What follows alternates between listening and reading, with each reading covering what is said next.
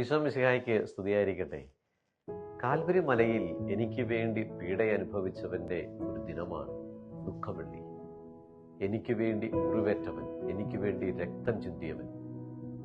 യെശയ്യാ പ്രവാചകന്റെ പുസ്തകത്തിൽ ഇപ്രകാരം പറയുന്നുണ്ട്: എനിക്ക് വേണ്ടി പീഡ അനുഭവിക്കുകയും എനിക്ക് വേണ്ടി ഭാരങ്ങൾ ഏറ്റെടുക്കുകയും ഓരോ നുകവും ഏറ്റെടുത്തുകൊണ്ട് ദൈവത്തിങ്കിലേക്ക് സമർപ്പിച്ചവനാണവൻ. എന്റെ രക്ഷ അവൻ ആഗ്രഹിച്ചു, കാണാൻ കൊതിച്ചു. ഇന്നും അവൻ ഓരോ വിശുദ്ധ കുർബാനയിലും കാൽവരിയിലെ മരണത്തിലൂടെയും ഒക്കെ നമ്മളെ പ്രചോദിപ്പിക്കുന്നതാണ് എന്റെ രക്ഷ കാണുവാൻ അവൻ ആഗ്രഹിക്കുകയാണ്. എന്റെ ജീവിതത്തിന്റെ ഓരോ കുറവുകളിലും ബലഹീനതകളിലും ഒക്കെ അവിടുന്ന് പറയുന്നുണ്ട്: ഭയപ്പെടേണ്ട, ഞാൻ കൂടെയുണ്ട്. നിനക്ക് വേണ്ടി ഞാൻ കാൽവരിയിൽ പിടഞ്ഞു മരിച്ചവനാണ്. നിന്റെ കുറവുകൾക്ക് വേണ്ടി, വേദനകൾക്ക് വേണ്ടി, നിന്റെ പാപങ്ങൾക്ക് വേണ്ടി നീ ഒന്ന് ഈ കുരിശനോടൊന്ന് ചേർന്നിരുന്നാൽ മാത്രം മതി. ഈ വേദനകളെല്ലാം മാറ്റപ്പെടും.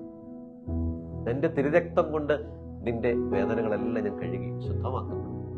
പാപത്തിന്റെ മേഖലകളിൽ നിന്നെല്ലാം ഞാൻ നിന്നെ ശുദ്ധീകരിച്ച് നീ എന്റെ സ്വന്തമായി തീരും.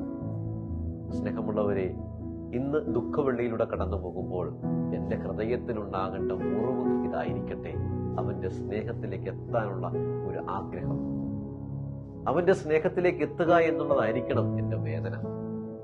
അതിനുവേണ്ടി പ്രയത്നിക്കുക, അതിനു വേണ്ടിയിട്ടുള്ള ഒരു ത്യാഗമെടുക്കുക.